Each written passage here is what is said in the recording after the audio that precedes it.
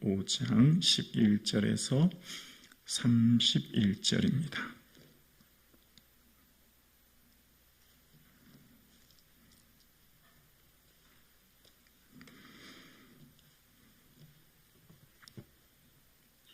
하나님 말씀을 함께 고백드리겠습니다. 함께요. 여호와께서 모세에게 말씀하여 이르시되 이스라엘 자손에게 말하여 그들에게 이르라. 만일 어떤 사람의 아내가 탈선하여 남편에게 시니를 저버렸고 한 남자가 그 여자와 동침하였으나 그의 남편의 눈에 숨겨 드러나지 아니하였고 그 여자의 더러워진 일에 증인도 없고 그가 잡히지도 아니하였어도 그 남편이 의심이 생겨 그 아내를 의심하였는데 그의 아내가 더럽혀졌거나 또는 그 남편이 의심이 생겨 그 아내를 의심하였으나 그 아내가 더럽혀지지 아니하였든지 그의 아내를 데리고 제사장으로 가서 그를 위하여 보릿가루 10분의 1 에바를 헌물로 드리되 그것에 기름도 붓지 말고 유향도 두지 말라. 이는 의심의 소재요 죄악을 기억나게 하는 기억의 소재라. 제사장은 그 여인을 가까이 오게 하여 여호와 앞에 세우고 토기에 거룩한 물을 담고 성막 바닥에 티끌을 취하여 물에 넣고 여인을 여호와 앞에 세우고 그의 머리를 풀게 하고 기억나게 하는 소재물 곧 의심의 소재물을 그의 두 손에 두고 제사장은 저주가 되게 하는 쓴물을 자기 손에 들고 여인에게 맹세하게 하여 그에게 이르기를 내가 내 남편을 두고 탈선하여 다른 남자와 동침하여 더럽힌 일이 없으면 저주가 되게 하는 이 쓴물의 해독을 면하리라. 그러나 내가 내 남편을 두고 탈선하여 몸을 더럽혀서 내 남편이 아닌 사람과 동침하였으면 제사장이 그 여인에게 저주의 맹세를 하게 하고 그 여인에게 말할지니라. 여호와께서 내 넓적다리가 마르고 내 배가 부어서 내가 내 백성 중에서 저주거리 맹세거리가 되게 하실지라. 이 저주가 되게 하는 이 물이 내 창자에 들어가서 내 배를 붓게 하고 내 넓은 넓적다리를 마르게 하리라 할 것이요 여인은 아멘 아멘 할지니라. 제사장이 저주의 말을 두루마리에 써서 그 글자를 그 쓴물에 빨아넣고 여인에게 그 저주가 되게 하는 쓴물을 마시게 할지니 그 저주가 되게 하는 물이 그의 속에 들어가서 쓰리라. 제사장이 먼저 그 여인의 손에서 의심의 소재물을 취하여 그 소재물을 여호와 앞에 흔들고 제단으로 가지고 가서 제사장은 그 소재물 중에서 한 움큼을 취하여 그 여자에게서 기억나게 하는 소재물로 제단 위에 불사르고 그 후에 여인에게 그 물을 마시게 할지라. 그 물을 마시게 한 후에 만일 여인이 몸을 더럽혀서 그 남편에게 범죄하였으면 그 저주가 되게 하는 물이 그의 속에 들어가서 쓰게 되어 그의 배가 부어서 그의 넓적다리가 마르니 그 여인이 그 백성 중에서 저주거리가 될 것이니라. 그러나 여인이 더럽힌 일이 없고 정결하면 해를 받지 않고 임신하리라. 이는 의심의 법이니 아내가 그의 남편을 두고 탈선하여 더럽힌 때나 또는 그 남편이 의심이 생겨서 자기 아내를 의심할 때에 여인을 여호와 앞에 두고 제사장이 그 법대로 행할 것이라. 남편은 무죄할 것이요 여인은 죄가 있으면 당하리라. 아멘. 예수님과 함께 동행하는 저와 여러분 이 하루 되기를 주님의 이름으로 축복합니다. 아멘. 오늘 본문을 읽으면 굉장히 마음이 좀 무겁고 힘들지 않습니까? 어떻게 이런 내용이 말씀에 있나 이런 생각이 듭니다. 이렇게 남편이 자신의 여인이 탈선했다 생각이 들면 그래서 신의를 저버렸다 생각이 들면 이렇게 하라라고 하는 내용이 이제 나오게 되는데요. 본문이 굉장히 좀 무섭기도 하고 이런 본문이 성경이 굳이 기록될 필요가 있나 생각까지 들 본문이 나옵니다. 신의를 저버렸다, 탈선이라고 하는 단어는 오직 성경에서 여기만 등장하는데요. 이제 이 길을 벗어났다 그런 의미로 등장하는데 여인이었던 자신의 맡겨진 그 길을 벗어난 그래서 이 신의를 저버린 일이 있을 때 어떻게 해야 되는지에 대해서 얘기하면서 남편이 만약 그런 것이 의심이 생기면 먼저 첫 번째는 제사장에게 데리고 가서 보릿가루 10분의 1 에바를 헌물로 드리고 드려라. 그것은 기억나게 하는 기억의 소재다라고 얘기하고, 두 번째는 여인을 여호와 앞에 세우라는 것이고, 세 번째는 거룩해 하는 물을 땅의 티끌과 섞으라는 것이었고, 네 번째는 그 섞은 소재물을 여인의 두 손에 들게 하고, 제사장은 그 저주가 되게는 쓴 물을 자기가 들고, 다섯 번째는 여인에게 이 제사장이 맹세하게 하라는 것입니다. 만약에 탈선해서 이런 죄가 있으면 저주거리가 될 것이다. 그럼 여인은 아멘하라, 이런 내용이었고, 여섯 번째는 이제 그 물을 여인이 마시게 하고요. 일곱 번째 보면 다시 한번 제사장이 그것을 가루를 태워서 한 번 더 마시게 하고, 여덟 번째는 그 결과 어떻게 될 건가.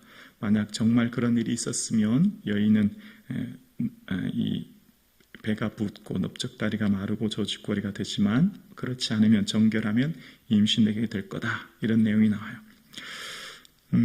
먼저 왜 이런 이야기를 굳이 광야를 출발하기 전인데 아주 자세하게 긴 본문에 얘기할까를 생각해 봅니다. 굳이 이런 이야기를 왜 하실까에 대한 이야기예요. 먼저 첫 번째는 무죄 추정의 원칙은 모든 이 법의 인권의 기본 아닙니까? 성경에도 어쩌면 무죄 추정으로 생각해야 되는 이 여인에 대해서 단순히 의심만으로 남편이 아내를 버리거나 의심만으로 어떤 남편이 아내에 대해서 증거를 하는 것은 이게 성경적 원칙, 하나님의 나라의 원칙이 벗어난다는 걸 알 수 있습니다.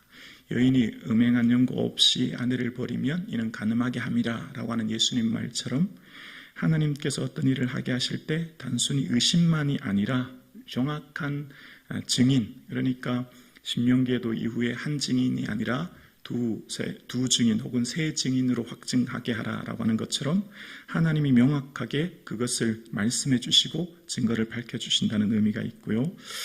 또 하나를 생각해 볼게요. 왜 굳이 이 여인에 대해서만 이렇게 얘기할까라는 거예요. 현대 인권의 어떤 적인 측면에서 조금 한쪽으로 치우친 것 아니겠습니까? 그런데 여인에게만 말씀한 것은 아니라 이후에 레위기 19장 20절에도 보면 여종의 간음을 통해서 속죄제를 드려라라고 하는 남자에 대한 의무도 등장하게 되고, 또 신명기 22장 19절에 보면 이 남자가 자신의 배우자 아내 될 사람에게 거짓말을, 누명을 씌웠을 때, 순결하지 않다 누명을 씌웠을 때 어떻게 해야 되냐면 100세겔을 드리라, 이런 내용이 나와요. 이 100세겔은 굉장한 금액입니다. 1세겔이 하루 품삯이었기 때문에 100세겔은 8년 4개월치의 임금이에요. 그러니까 엄청난 금액이죠. 그러니까 오늘 본문은 비단 여성에게만 말하는 것이 아니라 남성에게도 요구되는 동일한 조건의 얘기가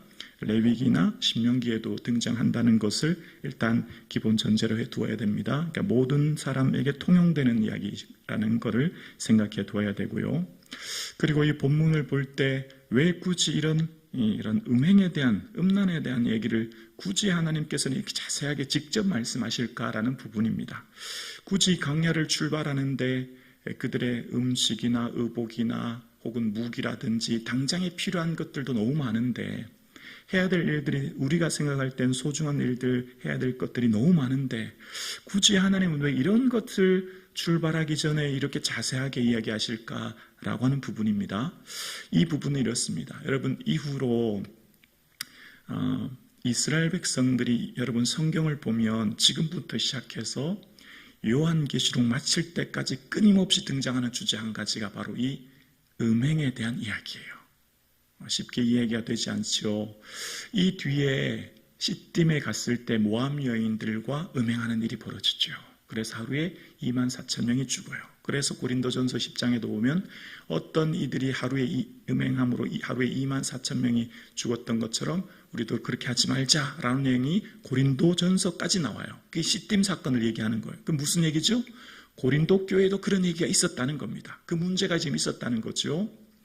그리고 이 문제는 이후에 가나안 땅에 들어가면 사사기에 보면 이스라엘 백성들의 하는 모습 속에서 이 사사들을 따르지 않고 그 다른 신들을 쫓아가 음행했다라는 의미가 또 등장합니다. 여기 음행이라고 하는 것은 이제부터 음행의 의미가 조금 확대되는데요.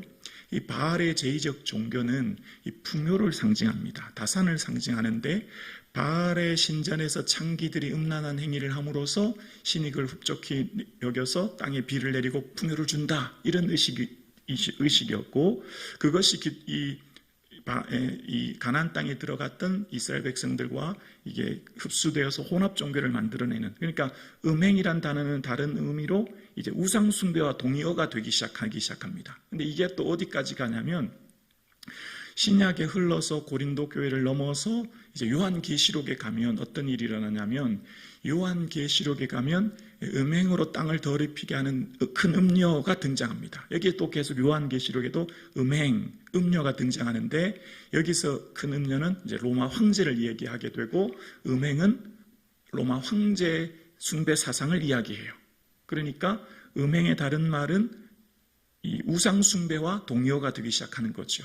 그러니까 성경에 계속해서 등장하는 주제, 요한계시록까지 끊임없이 나타나는 것은 인간의 본성인 음행이 결국 우상 숭배로 이어지게 되고, 그것이 결국 개인과 교회를 무너뜨리게 하는 타락의 원인이 되게 하는 것임을 성경은 끊임없이 얘기하는 겁니다. 그래서 지금 이 문제는 그냥 단순히 한 개인의 문제라고만 생각하면 안 되고, 이 문제가 지금 이스라엘 백성들은 뭐죠? 하나님의 군대입니다. 그러니까 하나님께서 택하신 군대, 하나님의 거룩한 백성들이죠. 그래서 신명기 20장에도 보면, 얘들아 너희가 전쟁하려고 할 때 말과 군대가 너희보다가 많다고 해도 걱정하지 마라. 제사장은 백성 앞에 외치라. 이스라엘아 두려워하지 말라. 염려하지 말라. 여호와께서 우리와 함께 하시고 우리를 구원하실 것이다 라고 선포하라고 얘기하셨지 않습니까? 그러니까 이스라엘 백성들의 이 전쟁의 방식은 일반 군사들과 다릅니다. 지금 이스라엘 백성들은 누구죠? 하나님의 군사들이에요. 하나님의 군사들은 칼과 창으로 전쟁을 치르는 게 아닙니다. 어떻게 해요? 하나님이 임재하심으로, 하나님이 그 공동체에 거하심으로 하나님께서 그들을 구원해 주시고 그들과 함께 하시는 전쟁을 치르는 거예요. 그래서 제일 중요한 건 뭐죠? 성결이에요. 하나님이 그곳에 임재하셔야 되거든요. 하나님이 그곳에 임재하시고 함께 하실 때 전쟁에서 승리하게 되고 그들의 모든 삶의 필요를 채우시는 하나님을 경험해요. 그런데 하나님이 임재하지 못하는 경우는 뭐죠? 불결한 것, 죄악 가운데 거하는 것이죠. 그래서 그것이 굉장히 두려운 일이었죠. 그래서 이 죄의 문제는 단순히 한 개인의 문제로만 생각하면 안 된다는 거예요. 공동체의 문제가 됩니다. 언제 그것을 알게 되죠?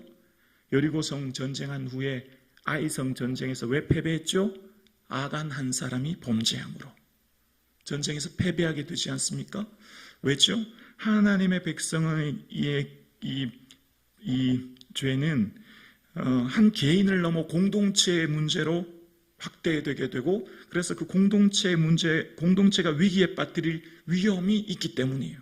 그래서 오늘날 우리는 은혜를 강조하지만 사실 이 은혜는 어디서부터 나오는 거죠? 죄가 얼마나 심각한지, 죄가 얼마나 파괴력이 있는지, 죄가 얼마나 위험한지를 먼저 인식하고 여기에 대해서 철저하게 회개하고 돌이키고 이 죄에 대해서 깨닫지 못하면 값싼 은혜가 되는 겁니다. 이 은혜가 얼마나 소중한지를 이 본문을부터 시작하게 되므로 이 본문을 가만히 유추하면 누가 보입니까? 오늘 본문을 보면 누가 보여야 됩니까?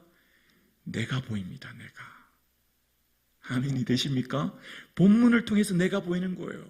여인을 보고 음란한 생각을 하면 그것이 음행한 것이라고 말씀하신 예수님처럼 오늘 본문을 가만히 묵상하면 주님, 저는 악한 죄인입니다. 주님, 저는 죄인 중에 괴수입니다. 오늘 어떻게 해요? 여호와 앞에 여인을 세웁니다. 그 소재물을 손에 들게 합니다. 그리고 기억에 나게 하는 소재라는 거예요.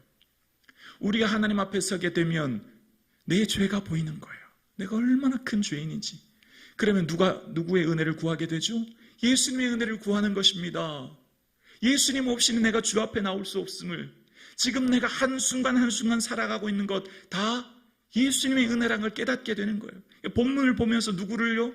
내가 주여 대한민국에서 가장 큰 죄인입니다. 내가 세상 누구보다도 큰 죄인입니다.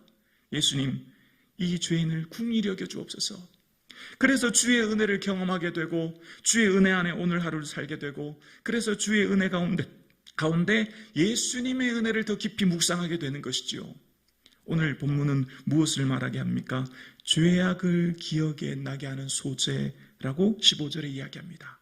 그래서요, 회개는 이후에 베드로의 고백에 의해 보면 사도행전에 생명을 얻는 회개라고 이야기합니다. 회개의 능력이 있는 것이지요. 근데 요한계시록에 보면 회개하지 않는다라고 하면서 책망하지 않습니까? 성령님이 임하시면, 은혜를 받으면 어떻게 되죠? 내 죄가 보이고 나는 죄인 중에 괴수임을 깨닫게 되고 주의 앞에 자복하게 되고 주님의 은혜에 감사하게 되는 겁니다. 여러분, 성령 충만하면 내 죄가 보여요. 그런데 성령 충만하지 않으면 남의 죄가 보여요. 성령 충만하지 않으면 남의 잘못이 보여요. 그래서 이 사순절, 주여 성령의 충만한 은혜를 주사 내가 얼마나 큰 죄인인지 깨닫게 하시고 나를 하나님 앞에 세우게 하시고 나의 죄가 기억나게 하셔서 예수님으로만 사는, 예수님을 구하고 예수님의 은혜를 찾는 이 하루 되기를 소원합니다 라고 고백하는 이 하루 되기를 주님의 이름으로 축원합니다.